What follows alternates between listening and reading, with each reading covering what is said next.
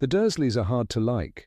Their treatment of Harry is nothing short of cruel. 4 bedrooms in their house, yet Harry lives in a cupboard under the stairs. Pointless punishments and relentless neglect stir our anger. It's easy to hate them. But what if this very cruelty was essential to Harry becoming the hero we admire? What if Harry had grown up with James and Lily instead? Would he still be the same person? At first glance, the idea seems absurd. Yet let's dig deeper. The Dursleys, for all their faults, shaped Harry's character. He grew up humble, empathetic and fiercely protective of the vulnerable. He knew the sting of injustice firsthand. Without this upbringing, he might not have become the Harry Potter we know, the boy willing to sacrifice everything for others. Had he been raised by James and Lily, Harry might have turned out differently. Consider how Severus Snape and Draco Malfoy saw him, an arrogant, privileged Potter. What if they weren't entirely wrong in imagining what he could have been? To understand, we must look at James Potter. His school years paint a complex picture. James was talented and clever, yet also spoiled and self-centered. His parents adored him as their only child, and this indulgence showed in his behavior. He ruffled his hair to appear effortlessly cool, craved attention, and relished his popularity. Even Lily Evans, who eventually married him, initially dismissed him as an arrogant show-off. It wasn't until his 7th year at Hogwarts that he seemed to mature. As Sirius Black once explained, he grew up in the end, Harry Potter and the Order of the Phoenix. Now imagine Harry raised by James and Lily. He would have grown up wealthy and celebrated, the son of 2 talented and well-respected wizards. He was already a natural at Quidditch, much like James. Popularity and privilege would have come easily. Without the lessons of hardship, would Harry have had the same compassion? Would he have understood what it feels like to be marginalized or bullied?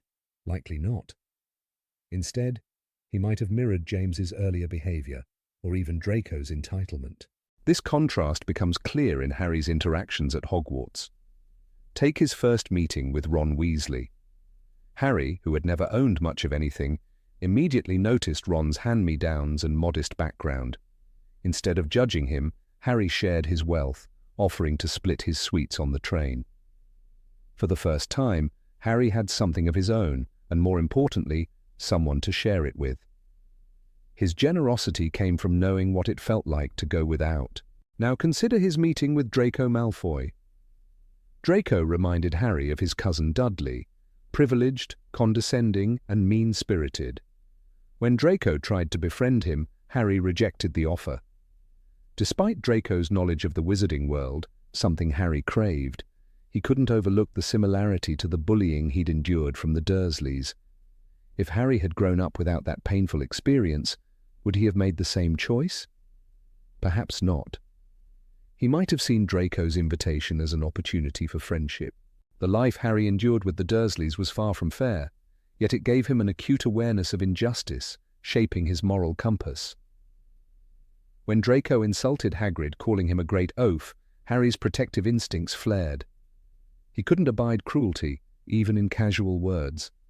This instinct was born from years of feeling invisible and undervalued. It's what made Harry a champion of the underdog. Imagine an alternate Harry, raised by the Dursleys like Dudley, spoiled, praised for the smallest achievements, and unchallenged in his sense of superiority. Now add the fame of being the boy who lived. Would this Harry have dismissed Draco? Or would he have responded with something like, "Your father? Who cares about your father? I'm Harry Potter." This version of Harry might have ended up in Slytherin, not Gryffindor. And as we know, Gryffindor played a pivotal role in Harry's journey, an ultimate triumph over Voldemort. Dumbledore's decision to place Harry with the Dursleys was controversial, even in the wizarding world, but it was deliberate. As Dumbledore himself said, "You are protected, in short, by your ability to love, Harry Potter and the Order of the Phoenix *. This love wasn't born from comfort or privilege. It was forged in hardship. Harry's time with the Dursleys taught him the value of kindness, resilience, and empathy.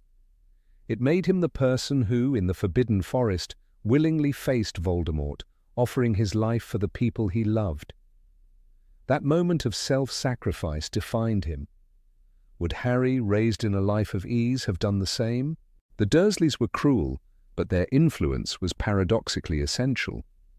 Without them, Harry might not have had the depth of character to face the challenges ahead. Their neglect and mistreatment prepared him to recognize and reject the same qualities in others. It gave him the strength to be different, to be better. So yes, Dumbledore was right. Harry's time with the Dursleys, as painful as it was necessary. It ensured he grew up with the humility, courage, and compassion